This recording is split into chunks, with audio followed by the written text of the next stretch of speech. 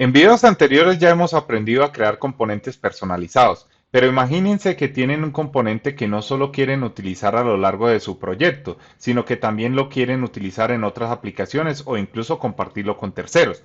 Gracias a Razor Libraries podemos crear una librería de componentes y distribuirla bien mediante DLL o referencia a nuestro proyecto o incluso mucho mejor con un package nugget. Vamos a ver cómo se hace. Estamos aquí en el proyecto de Storage Library y en la solución vamos a crear un nuevo proyecto. Botón derecho Add New Project. Aquí en los proyectos recientes tenemos Razor Class Library. Pulsamos aquí, vamos a llamarlo StorageLibrary.component. La ubicación añadimos otro Storage Library aquí porque tenemos dos niveles de Storage Library hasta llegar al nivel de server y client y pulsamos en Next. En el framework le decimos que es .NET 5, 6 o la versión que se encuentra en este momento soportada, Support Page and Views y lo dejamos en quitado y pulsamos en Create. Esto nos ha creado un proyecto en el que ya tenemos ficheros gracias a la plantilla de Razor Library. ¿Qué tenemos aquí? Pues tenemos component1.razor y este component1 tiene un DIT que tiene una clase concreta y aquí dice este componente Blazor está definido en tal sitio. Ya está, no tiene más. Hemos visto que en el DIT una clase y esa clase, ¿dónde está definida? Pues está definida aquí en component.razor CSS, está utilizando el aislamiento de CSS por componente y aquí está definiendo esa clase. Esta clase está disponible, instanciemos el componente donde lo instanciemos. ¿Por qué? Porque cuando una aplicación Blazor referenciamos una librería de componentes automáticamente en la hoja de estilos que aglutina todos los estilos de todos los componentes, también se va a aglutinar los estilos de la librería de componentes. Aquí, así que este estilo está disponible para los componentes Component 1, pero no solo podremos servir ficheros CSS por componente, sino que también podremos llegar a servir ficheros estáticos dentro de nuestra librería. Vamos a verlo con un ejemplo. Estamos aquí en la librería de componentes y dentro de www.root voy a pegar un fichero que tengo aquí en el portapapeles, un documento. Aquí está prueba.dot.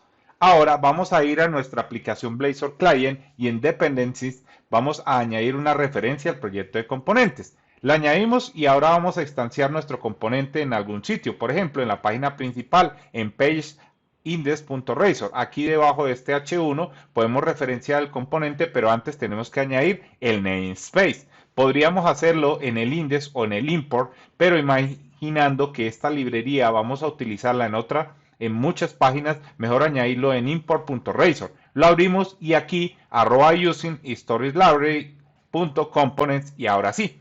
En el index podemos hacer menor que component 1 barra mayor que guardamos. Compilamos con Shift F6 y ejecutamos. Aquí tenemos la página y fíjense, this Blazor component is defined in storagelibrary.components package.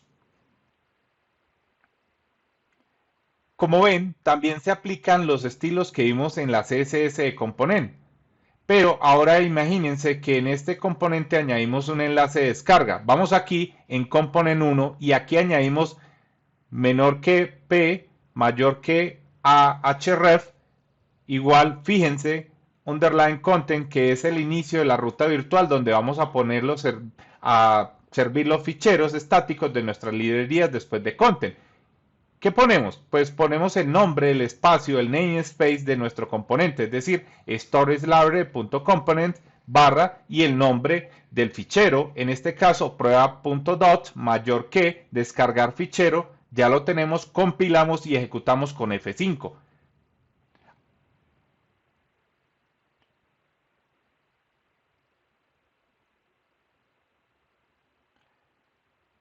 Ahora aquí tenemos la página y tenemos nuestro enlace de descargar fichero. Vamos a pulsarlo y ahí tenemos nuestro fichero que se está descargando. Gracias a que podemos servir ficheros también estáticos en nuestras librerías de componentes. Imagínense que esto no es un fichero cualquiera, sino que es un JavaScript o un fichero de audio o cualquier cosa que ustedes necesiten para su librería de componentes para que funcione.